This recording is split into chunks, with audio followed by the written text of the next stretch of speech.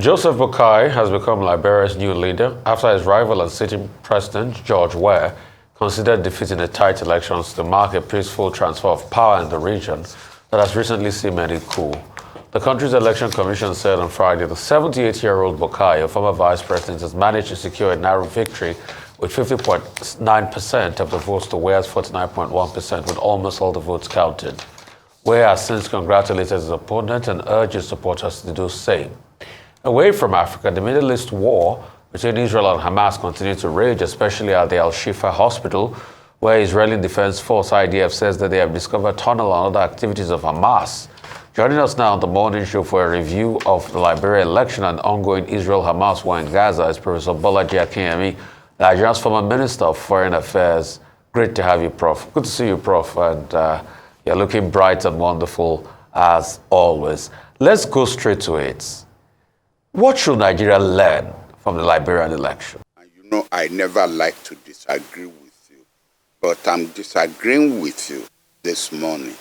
I've always said I don't like Nigeria being demarketed. It is Liberia that learned a lesson from us. It is President Jonathan who in 2015 laid down this tradition of conceding even when results were not fully announced by calling General Buhari to congratulate him. So it is Liberia that has learned a lesson from us. Prof, with due respect, that was not what I was talking about. I was talking about the election process itself, not the concession. What should Nigeria learn from Liberia? They had free and fair elections. We had elections in Kogi, Prof. They had written election sheets before the election started. Look at what happened in Imo. They didn't transmit with IRF. We didn't hear discrepancies with the election process. Look at what happened in Kogi. They had written the sheets, written election results before the election started. Look at Imo, discrepancies. Look at Bayelsa, the same. So what should we learn from Liberia that did the election? We didn't hear discrepancy with the election conducting body. That's what I'm saying, Prof. Sir. Bless you, sir. All right. Now I get your point. Well, I think it is a question of disgrace that up till this time, we still have a controversial process in our electoral system. I don't even know what you want me to say, because everyone. But you see, do we ask others to come and conduct elections for us? Because I remember President Jimmy Carter, who led an observer team to Nigerian elections. In spite of his close relationship with Obasanjo, he refused to sign that report because he said it was so discredited. We say this every time we have an election. Again, apart from the 2015 election that we had. Okay, you've opened the Pandora's box. Okay, let the genie come out of the bottle. I was a member of the Owais Electoral Reform Committee, and I know you've made, I don't know how many references to that report on your program. Be it far from me to offer advice to Arise that has won so many awards, even though some of us don't see the consequences of the awards. We are not invited to anything. But we just don't forget that there is somebody whose birthday is in about 2 weeks' time. There will be no consequences when that one happens. Whether you should simply, I know Justice Uwais will not agree to come before a TV panel. But there are 3 or 4 people. Jega was a member. General Pupola was a member. Olisa Agbakoba was a member. Maybe you should just call them. Sit them down before your camera and let them dissect the report that we wrote.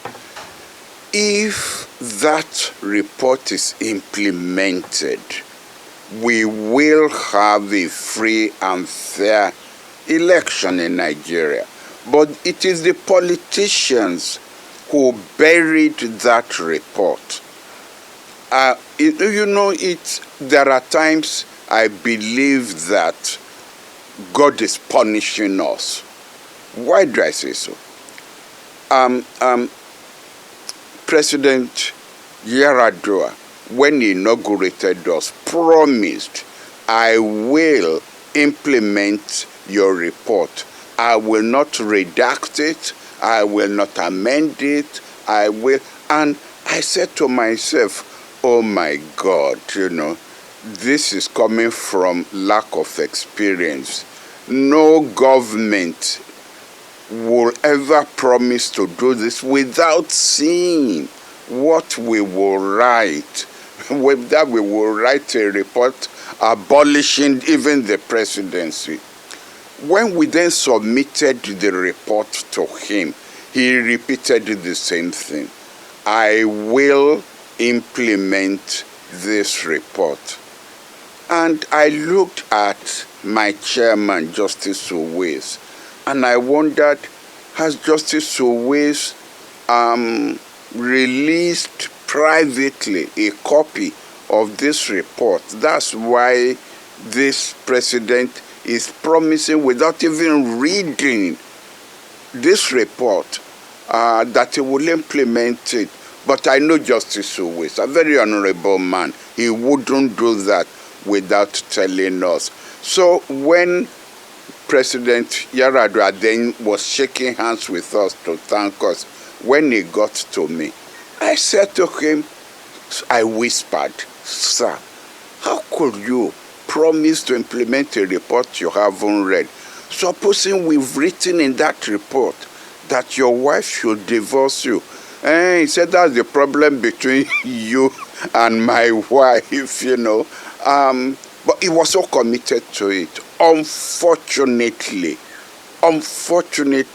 his ill health deteriorated to such an extent that he lacked the energy to do so. And the party took control of the process. And of course, he died. And President Jonathan will have nothing to do with that report. He simply buried it. And it is unfortunate that in spite of the price we are paying, and they know it, the PDP buried that report because they thought they would be in power forever. Well, they lost the election.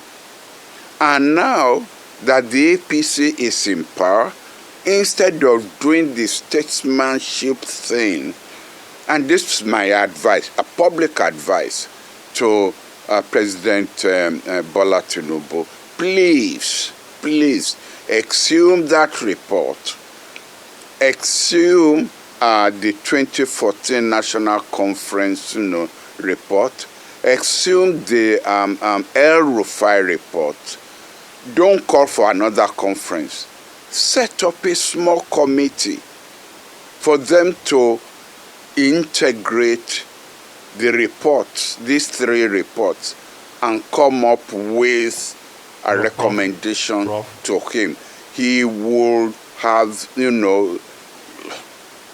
brought his own reputation onto the plane and be welcomed with applause by all Nigerians. This is what I would recommend to President Tinubu. So if you're asking me now, I hope I've got your question right about what we should learn from the Liberian report. It is all these things that we need to do. Well, Prof, I'll add to that and say that it's not just President Tinubu. The National Assembly, the 10th National Assembly, also has a responsibility in this regard to go back to that Waste Commission report. And the National Assembly has a responsibility to take another look at the Electoral Act 2022, because it looks like the business of reform, electoral reform, is unfinished business. And to also look at sections of the Constitution on the basis of things that we have seen in the current election cycle and also from the rulings of the courts in terms of their interventions. But I wanted to ask you about Israel and Gaza. Israel and Hamas, they've been meeting in Qatar. The Prime Minister of Qatar has been trying to broker a deal. And the Americans are optimistic. The Prime Minister of Qatar, who says there are just practical and logistical challenges to be addressed, and that a deal will be forged, resulting in the release, he claims, of some of the 240 hostages being held by Hamas. Are you that optimistic? Because at the same time, Netanyahu is asking the IDF, the Islamic Defense Forces, to push further southwards in Gaza. Do you share the optimism of the Americans that we may get to a stage where there will be ceasefire and humanitarian aid will be allowed? No, I'm sorry, I'm not optimistic. And you've put your finger on it. It's out of the 200 and something odd hostages that are being held, there are three things to point out. Number one, hostages, and that's what we should call them, hostages held by the Israelis of the Palestinians from the West Bank and from East Jerusalem are not included in this deal. Would they feel that they've been sold out? That's number one. Number two is the fact that it's a pause. They've been arguing, should it be 5 days, should it be 3 days? It's not a ceasefire. So after you've released 50 or whatever number, you go back to the massive bombing that is going on. I hope that you've noticed that the world, that irrespective of what happened, what Hamas did, the world has now swung ground, and the world is now anti-American, anti-Israeli, anti the Western powers. Even France is now, distancing itself from the United States. What further evidence do you need that the world feels that the principle of proportionality has been violated? That yes, what Hamas did needs to be condemned, but that the response, the retaliation has now gone way beyond what international humanitarian law permits. I see, until we go to the roots, I know you are going to say, look, we don't want the Palestinians to be wiped out while we are still trying to get to the roots. But we must say the truth. Until we go back to 1948, we are not going to stop what is happening in the Middle East. It's not really Israel versus Hamas. It's Israel versus the Palestinians. And it started in 1948.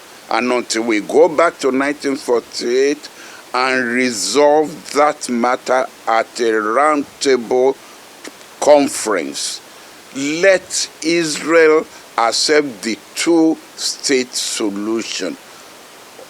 There is no way that we will say, okay, we've got a solution. And Netanyahu will never agree to the two-state solution and based on the 1948 United Nations resolution. Prof, the quick follow-up question will be this. But the argument some people make on the Israeli side is that Israel had offered the two-state solution many times. The Oslo Accord or the Yitzhak Rabin, many other times, like 5-6 times. But the Palestinians say no. What do you say about the Israelis that make that argument? That has been offered about 6 different times, but the Palestinians said no. I would say that is not true. That's not true at all. We should be very careful of the propaganda coming from, I would say, the American side. Yasser Arafat, whom I met even after the Oslo Agreement, publicly stated, after all, he signed it, that he agreed to the two-state solution. Even Hamas. You see, Israel plays a smart game. Israel goes back and refers to the original Hamas charter, which, if you like, was as blunt and as uncompromising as it could be. But since then, Hamas changed that charter to accept to recognize the existence of the state of Israel. So, people seem to have forgotten that actually what derailed the Oslo Agreement was the assassination in Israel of the Israeli, the deputy prime minister. Yes, that was what happened. You see, that's what happened. So it's not, honestly, it's not the Palestinians, but they have to shift the blame to the Palestinians. Okay, if you say that is the problem, let the Americans put a resolution before the Security Council of the United Nations today, saying that the UN really adopts the two-state resolution based on the 1948 and let us see who will reject it. It's as simple. If for us to clear these states, let the United States do so, or let Qatar do so, or let Malta do so, and then let us see who is going to say no. Well, thank you very much, Professor, for joining us on the morning show. Professor Bolaji Akinyemi, former Minister of Foreign Affairs. Thank you very much indeed.